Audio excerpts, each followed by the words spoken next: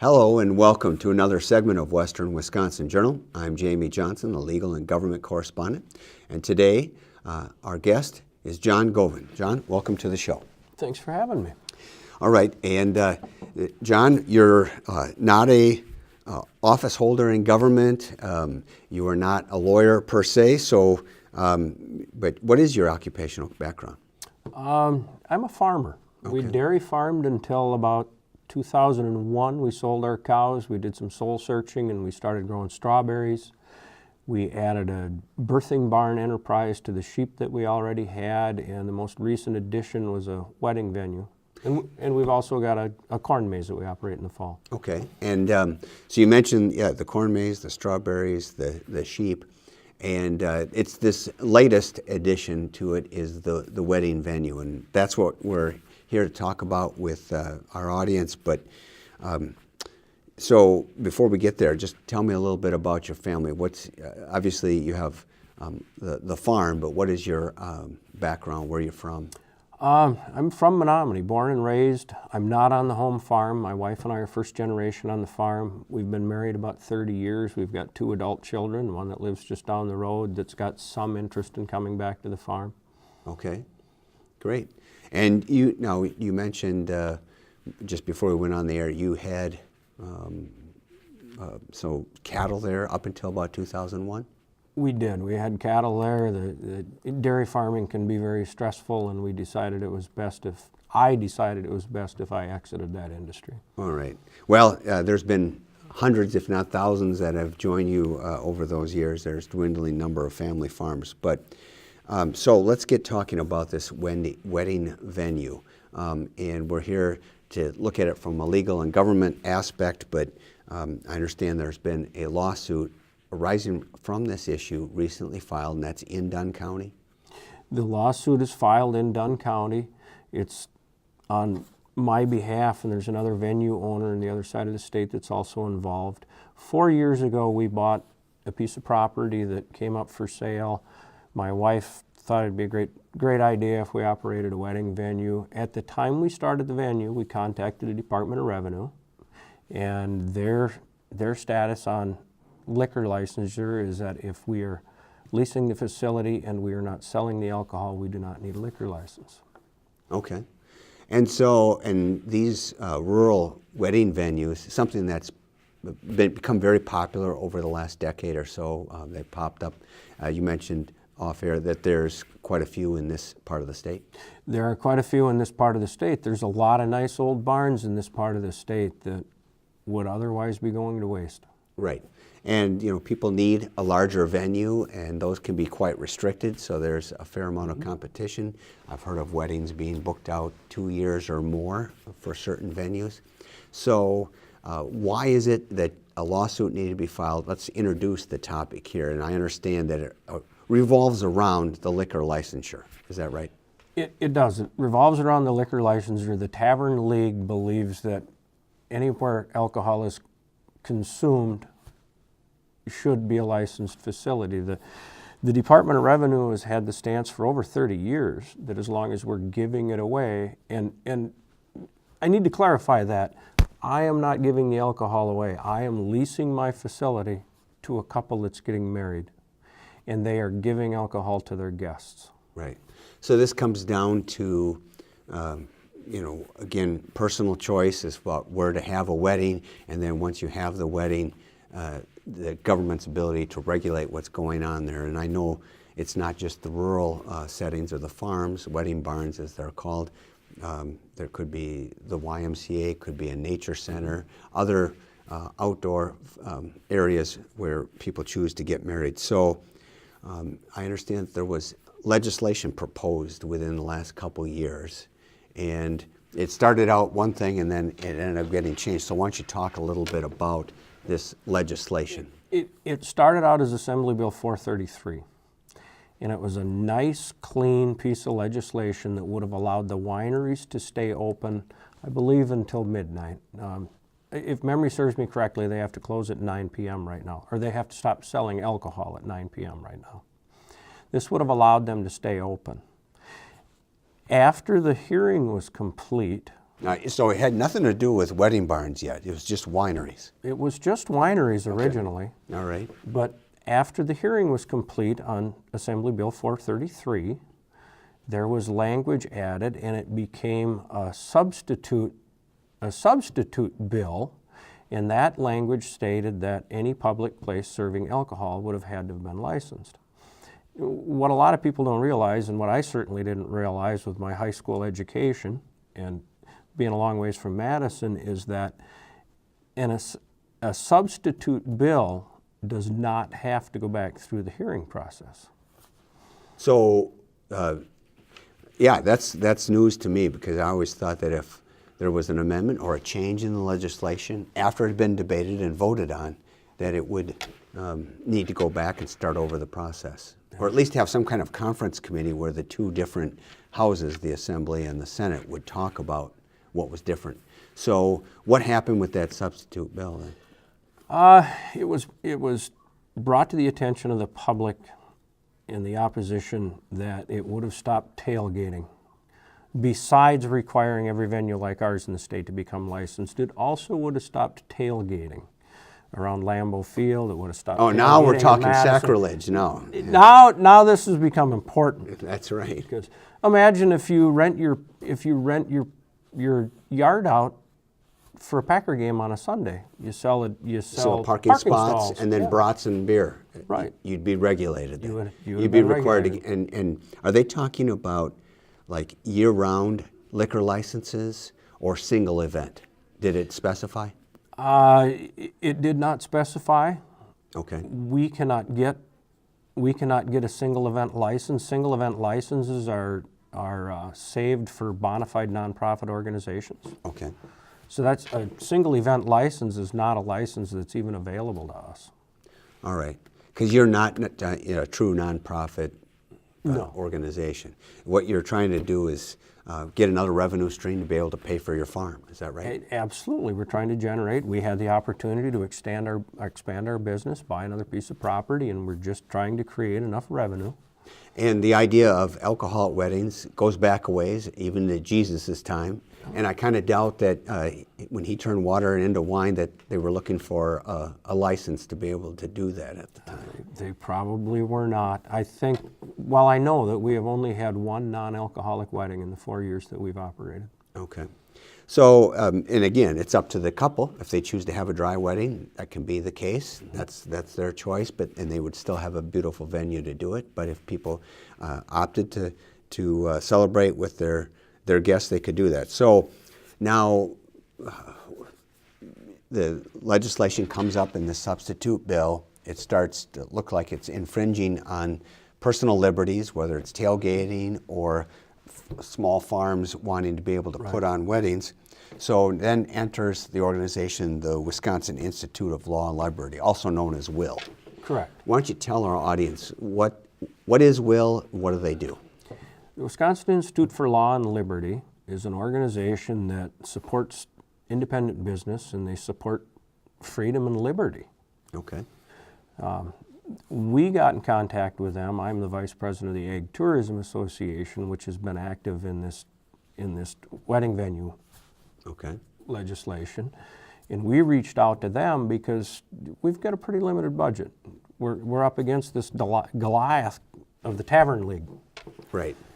And they have been advocating on our behalf. Now, I just want to clarify that our show is not casting aspersions on the Tavern League, and if the Tavern League wants to come on and give their side to this, they're more than welcome. So I just wanted to make sure our audience is aware of that. But right now, we're just talking to John Govin, who is a private entrepreneur, if you will, farmer, who's looking for another revenue stream. But you happen to be an officer on that Ag Tourism Committee. Is that for the whole state then? Or, It's a statewide organization that advocates for ag tourism businesses. Right. And when we talk about Wisconsin, given the huge collapse of the manufacturing portion of our economy in this state, agriculture and tourism remain very hardy and a vital part of our state economy.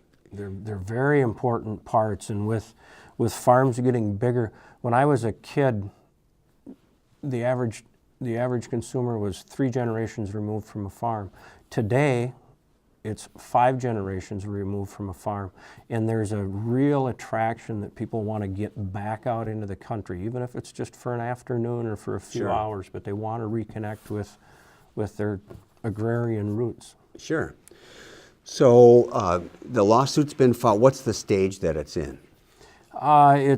It was filed January 7th. The governor, the Department of Revenue, and the Secretary of, or the State Attorney General has 45 days to respond. Okay, so the lawsuit was brought on your name, and your wife, is she a party to? I'm assuming she's... No, You're the sole. I'm the sole proprietor. All right. And then there's another proprietor. Can you give us his name as far as the other party? Or I'm drawing a blank on the name right now. That's understandable. Yeah. But it's somebody who has a similar Yes. venue and is attempting to achieve the same result. So this is not something that is against a certain party just because the governor and the attorney general recently elected are Democrats. It's not necessarily something that is partisan in that way. It's just that they happen to be in the office, and that's why they have to be made a party to this. Absolutely. And it came at a time, it was filed a couple of days after the governor was sworn in, and I think he's got a lot on his plate right now that he's got to get up to speed to. So. Right. If it had been filed before, then probably the parties would have needed to be changed anyway, and the caption changed. Right. And if I looked it up, I haven't recently, but I assume that the Tavern League gives to both parties anyway, so it doesn't necessarily have to be a Democrat or a Republican thing. And while we're on the subject of organizations, you mentioned how Will is involved. Recently I've seen some legal matters in which Will and the ACLU can be on the same side if the interests line up correctly. In this case, it's, like you said, a little bit of freedom, economic freedom of property owners to decide what can be done within the law. And it's not like you're the one seeking to have the law changed prior to this substitute bill being introduced. Right. Everything was fine for 30 plus years. There had been an actual decision by Department of Revenue on that point? I don't know that it had been their standard policy. Policy, okay. And the reason for the lawsuit is, certainly we'd like to win, but we need certainty. When we book a date 2 years in advance for a wedding couple, we need to have certainty in this industry so that we can go forward. Okay, and that's perfectly understandable. So, given that the state then, or the governor or the attorney general has not responded yet to the suit, is that correct? They have not. Okay, and they got, I think it's 45 days. 45 days. And then once the issue's been joined, they could choose not to file an answer, and I suppose it might be defaulted, but usually it's the Attorney General and the Governor's job to defend the state's position, and this was legislation that did get passed through the legislature, so I'm assuming there'd be some sort of review process enough to at least get it to whatever the next stage might be, which could be discovery and depositions and a fact-finding. But here, there were hearings, but there was no hearings at the time when the substitute bill went into effect. And the bill died.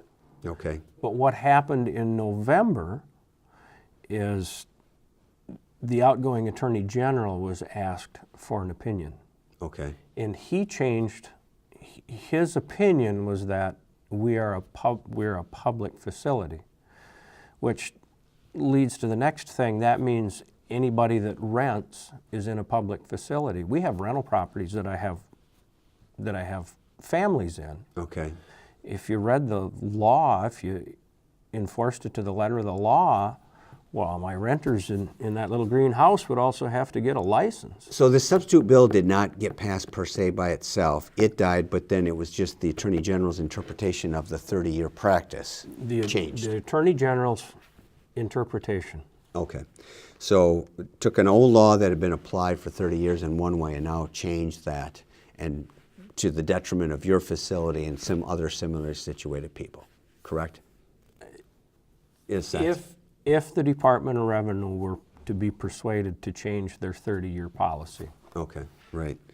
So again, trying to get some consistency. So people watching this may come down one side or the other of this issue. What might they be able to do? You're looking for possible new work from the legislature to kind of address this? I'm not sure where we'll go with it. Okay. I'm certain that the people that want increased regulation are not going to leave it alone if the lawsuit goes in our behalf. Mm-hmm. I don't think that'll be the end of it, because even if we win the lawsuit, they can still change the law. Right. If we win the lawsuit, it just continues to be business as it's been for the last 30 years. That doesn't prevent the legislature. How is this being funded, this lawsuit? It is funded by the Wisconsin Institute of Law and Liberty. Okay. And they are a nonprofit. Because it's pretty hard for small entrepreneurs such as yourself, because litigation, I know being a litigator, can get very expensive, especially an issue like this could easily get up to the Court of Appeals or even the Supreme Court. Sure it could. And and this could take a couple years. Are you ready to take it that far, if it has to be? I'd take it for a couple of years, All but right. I can tell you that I'm blessed that we don't have to bear the burden of this financially. Sure. Well, anyway, I really appreciate you coming on the show. Is there anything else that you would like to explain, just so that folks, when they start reading about this, I know this started hitting, a lot of people get their news from Facebook, and which also happens to contain a lot of fake news as well, but that stuff tends to have a spin one way or the other. Have you been interviewed by other, like PBS or anything else, whether radio or TV yet? I've been interviewed by the Eau Claire TV stations, been on a couple of radio stations, in the newspaper. What I'd like people to know is that we have been operating legally, and when we opened our business, it was stated to us that we're following all the laws as they were explained to us. And I think been that's a precedent for 30 years. That's a really important point, is that people know this is not something that you're trying to shake up the apple cart and go a completely different direction. This is something that had already been set for 3 decades. You were operating, and then this Attorney General opinion kind of came out of nowhere and has implications to go much further than just wedding venues, although it happens to be called the wedding venue or barn wedding lawsuit. This will have implications in, there could be legal motions that could talk about injunctions, I suppose, and try to get some, again, certainty in your industry. And it has an impact on consumers that might be watching the show, because anybody who has wedding-age children, such as me, maybe yours are getting to that age as well. Both of mine are through it. They're both married. Both married. Well, so then they are marrying age. And folks looking for venues can be very difficult, can be a couple years out sometimes to get a certain venue. And you know, this is an option that I think a lot of consumers might want to take. And so I appreciate you coming on the show. And is there any kind of, other than there's, you know, other media coverage as you indicate, is there anything like a blog or a website that people might know about? Is there any web page dedicated to this that's on the ag tourism? There is not an open website right now, but if you feel strongly, contact your legislator. I think that it's important for them to hear from other people, maybe not just the paid lobbyists, anyway. And if you believe in free enterprise. Okay. Well, I think we have a few viewers that might come into it. So thank you again for coming on the show. I appreciate that. And thank you for watching another segment of Western Wisconsin Journal.